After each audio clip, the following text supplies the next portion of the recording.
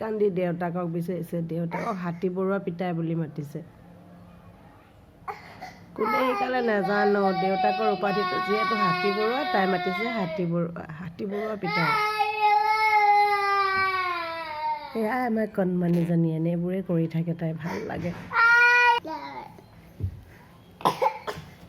হাতী বৰুৱা পিতাই আহি গ'ল, লৈ গ'ল সেইজনী। হাতী বৰুৱা পিতাই অহাৰ কাৰণে শান্ত এতিয়া।